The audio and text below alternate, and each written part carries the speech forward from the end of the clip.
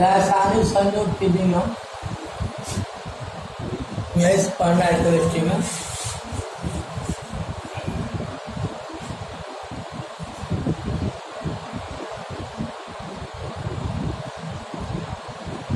इसमें first heading लगाइए द्रव्यमान संरक्षण के नियम।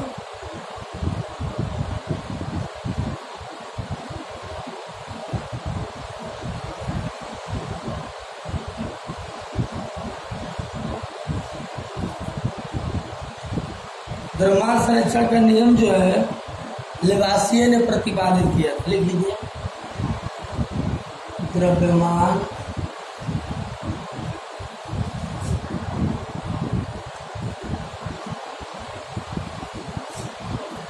संरक्षण का नियम लेवासिये ने प्रतिपादित किए थे।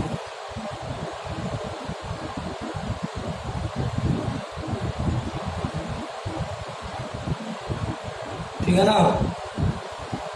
और इन्होंने बताए थे द्रव्य को न तो उत्पन्न किया जा सकता है, द्रव्य को न तो उत्पन्न किया जा सकता है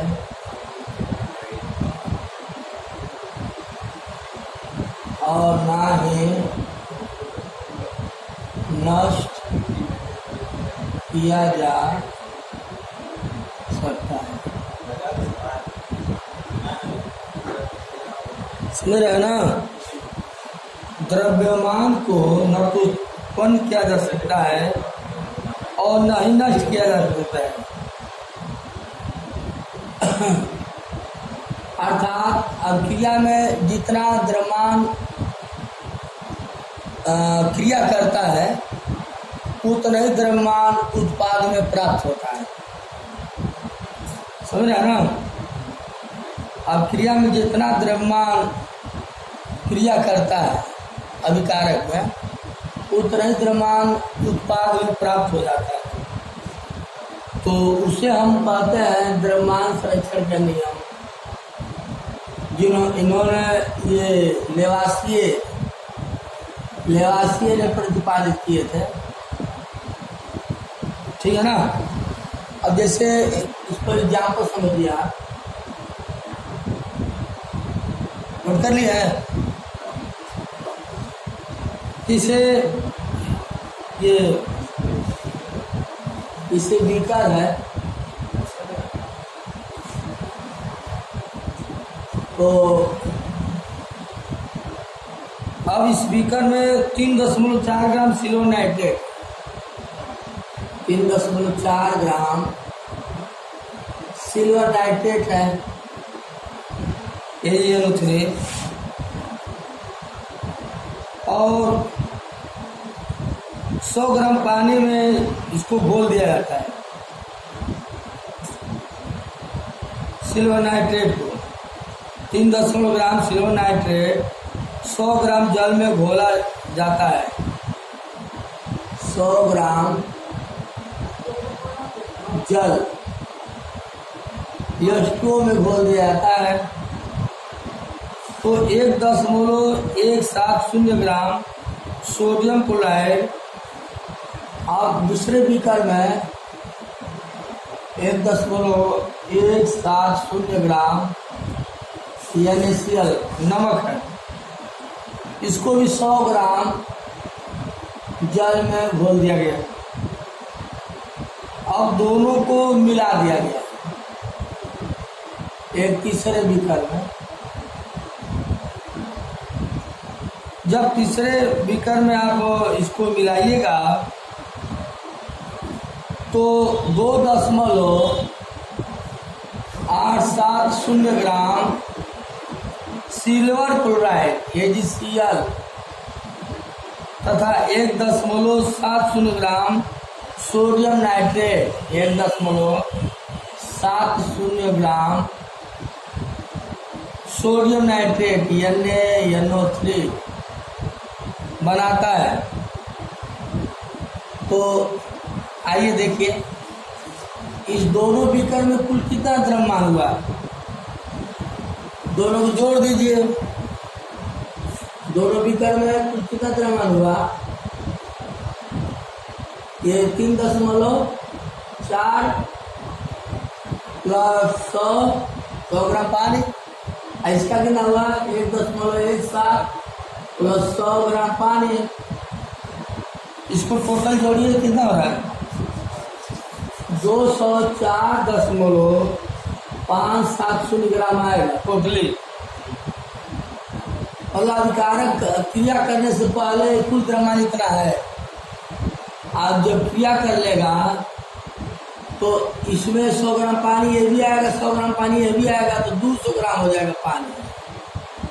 क्यों, इसको जोड़िए आप, 200 ग्राम पानी है प्लस कितना हो जाएगा, 2.870 ग्राम क्या है, सिल्वर क्लोराइड है, और 1.70 ग्राम सोडियम नाइट्रेट है। इसको भी जोड़ेंगे तो क्या आएगा, 204.570 ग्राम ही आएगा। आपने क्या देखा, क्रिया करने से पहले कुल अभिकारकों का द्रव्यमान 204.57 ग्राम है, और क्रिया करने के बाद भी उतना ही बन रहा है। तो इससे क्या पुष्टि हो रहा है, द्रव्यमान जो पहले था वही द्रव्यमान अभी है। इससे सिद्ध होता है, लेवासिए जी ने जो बताए थे सही बताए थे कि क्रिया करने से पहले कुल अभिकारकों का द्रव्यमान और क्रिया करने के बाद कुल उत्पादों का द्रव्यमान बराबर है। तो नोट कर लीजिए इसको आप लोग।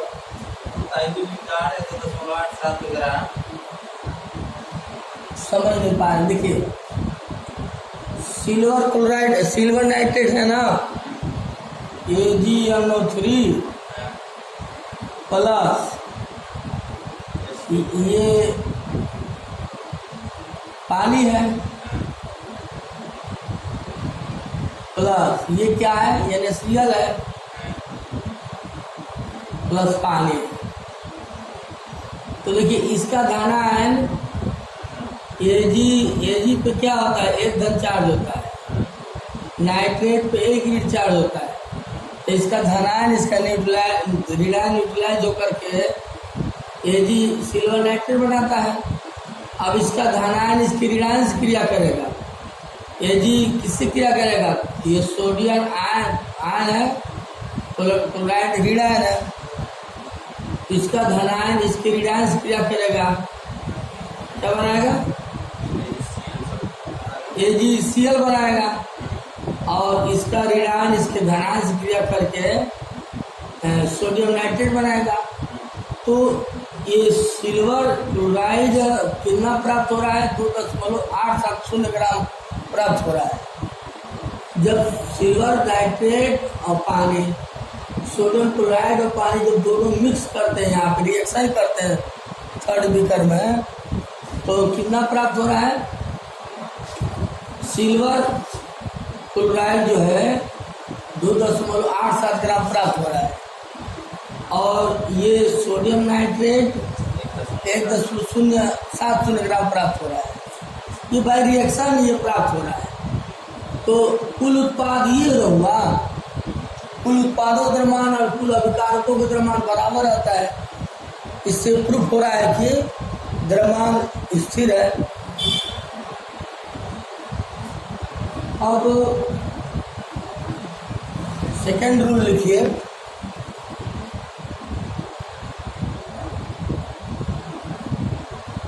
गुणित स्थिर अनुपात के लिए, स्थिर अनुपात का नियम,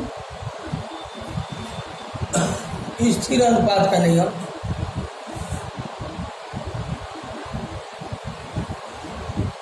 ठीक है ना।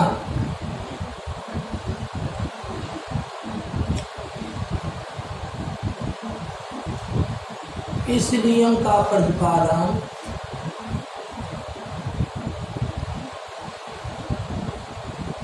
राउस्ट जी में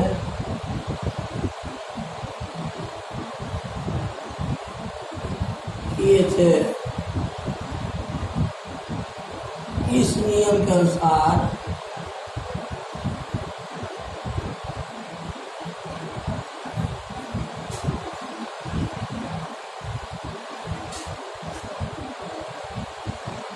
किसी यौगिक में तत्वों का अनुपात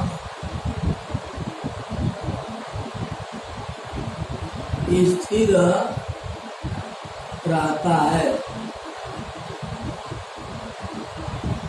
किसी भी यौगिक में तत्वों का अनुपात स्थिर रहता है और निश्चित रहता है, बदलता नहीं है।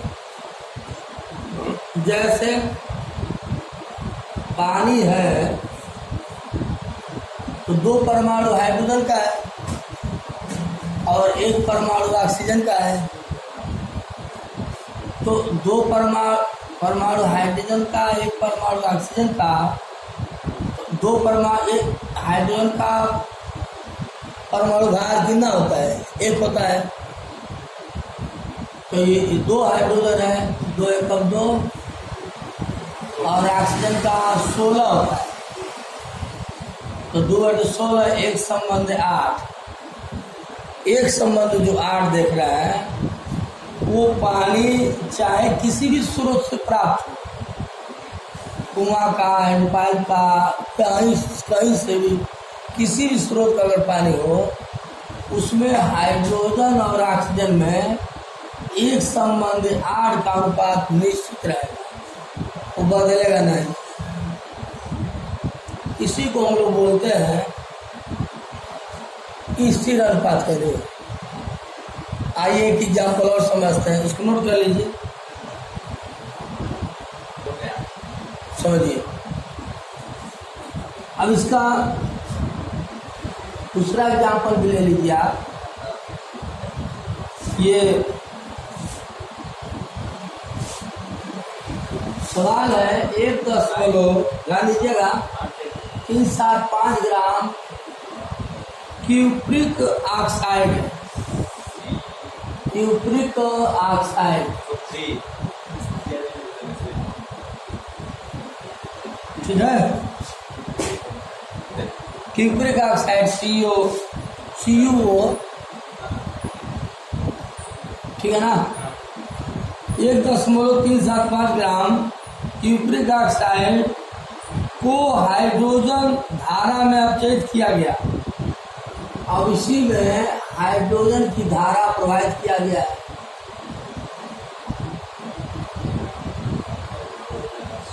ठीक है ना, हाइड्रोजन की धारा इसमें प्रवाहित किया गया है। तो जब क्यूप्रिक ऑक्साइड को हाइड्रोजन की धारा में अपचयित किया जाता है तो 1.098 ग्राम कॉपर प्राप्त होता है। ध्यान दीजिएगा, कॉपर ऑक्साइड है और उसी में इस कॉपर ऑक्साइड में हाइड्रोजन की धारा, मतलब हाइड्रोजन गैस इसमें प्रवाहित किया जा रहा है, तो H2 बन जाए। तो नहीं, पहले बात समझिए, जब हाइड्रोजन गैस इसमें प्रवाहित की जाती है तो 1.098 ग्राम कॉपर प्राप्त होता है। समझना की बात? कुछ परसेंट जल भूल जाता है। हाँ, सही कह रहा है कि जब इसमें हाइड्रोजन गैस प्रवाहित की जाती है तो कॉपर, शुद्ध कॉपर प्राप्त हो रहा है और H2O बन जाता है, पानी बन जाता है। चलिए, पानी बन जाता है। अच्छा, ये बात तो समझ में आ गई। अब दूसरी बात समझिए।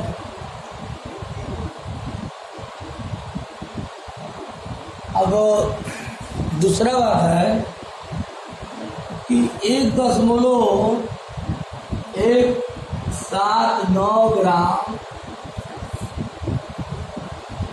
कापर को, ये कापर है, 1.179 ग्राम कापर को HNO3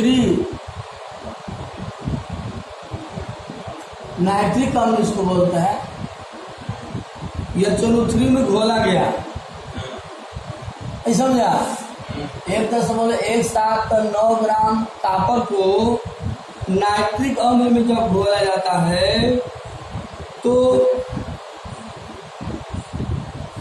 ठीक है ना, कापर नाइट्रेट गर्म करके क्यूप्रिक ऑक्साइड में परिवर्तित हो जाता है।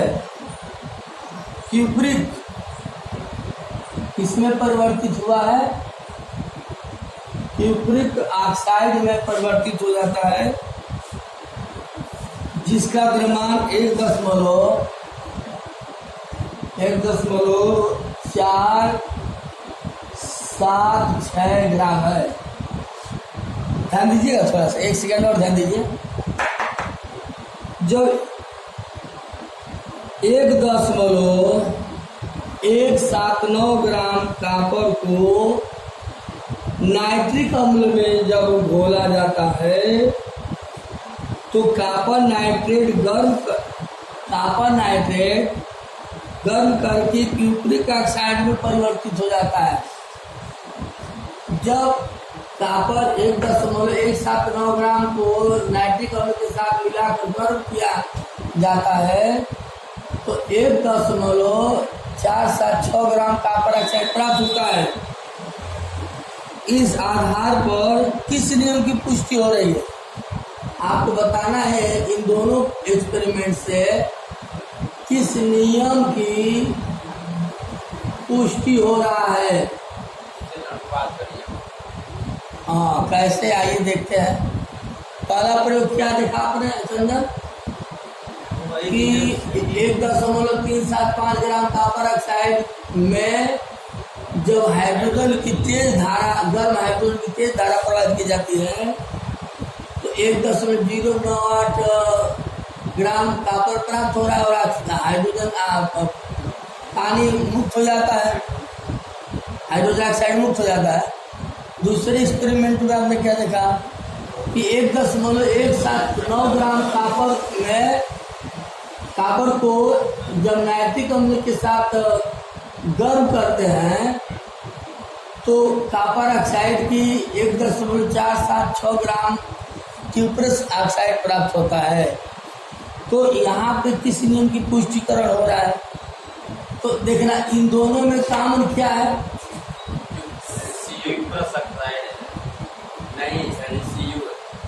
हाँ, CO भी है और ऑक्सीजन भी है। क्यों? तो ऐसा करते हैं, इन दोनों एक्सपेरिमेंट में ऑक्सीजन की मात्रा हम निकालते हैं, ऑक्सीजन का प्रतिशतता निकालते हैं और देखा है कि ऑक्सीजन की प्रतिशतता बराबर है कि नहीं है। चलिए पहले ऑक्सीजन का प्रतिशतता निकालिए। तो क्यूप्रस ऑक्साइड कितना है? इतना है ना, उसमें कॉपर इतना है, इसमें से इसको घटाइए, ऑक्सीजन की मात्रा आ जाएगी। ऑक्सीजन की मात्रा बोलिए 15 के 7.5 होगा,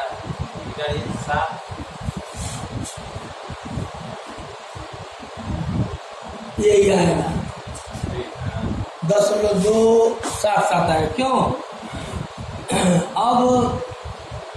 अब ऑक्सीजन की प्रतिशतता निकालिए, ऑक्सीजन की प्रतिशतता निकालिए इसमें।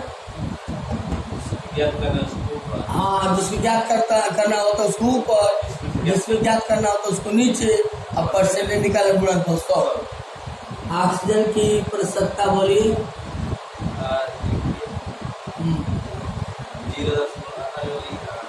0.375 जब इसको आप कैलकुलेट करेंगे तो 20.15 आएगा। हाँ, तो मैं तो फाइनली बता रहा हूँ कि यही आएगा। अब आइए दूसरे एक्सपेरिमेंट में बात करिए, ऑक्सीजन की मात्रा कितना है। ये तो फर्स्ट एक्सपेरिमेंट में हुआ ना, क्यों? अब सेकेंड एक्सपेरिमेंट में बात करते हैं हम लोग। बोलिए, ऑक्सीजन की मात्रा कितना है इसमें से घटा दीजिए, जल्दी घटा के बताइए आप। डायरेक्ट कोई होगा नहीं। ऑक्सीजन की मात्रा जल्दी बोलिए। 0.297 क्यों? अब प्रसन्नता निकालिए, ऑक्सीजन की प्रसन्नता क्या होगा? 0.297 हाँ हाँ बटा हाँ 1.476 4 गुणनफल। 100 जब इसको भी कैलकुलेट करेंगे तो 20.12% आएगा। इसका मतलब अप्रॉक्सीमेटली दोनों इक्वल है। उसे घटाए हैं, हाँ, घटाइएगा फिर से। घटा के देख लीजिए 16 में से कितना घटाएंगे। एक घटाएंगे 1.179 घटा दीजिए। 16 में 7 16 में से 7 जाए 16 में 7 जाए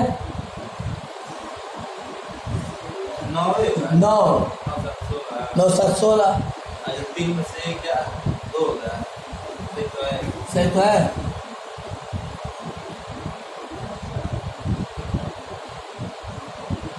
ठीक है ना। अब दोनों एक्सपेरिमेंट से क्या देख रहे हैं, इसमें ऑक्सीजन की जितनी मात्रा रह रहा है इस एक्सपेरिमेंट में, दूसरे भी एक्सपेरिमेंट में ऑक्सीजन की वही मात्रा रह रहा है। इसका मतलब स्थिर अनुपात की पराउस के नियम की परिकल्पना पुष्टि हो रहा है। पराउस की नियम की परिकल्पना यानी स्थिर अनुपात के नियम की पुष्टिकरण हो रहा है। नोट कर लीजिए।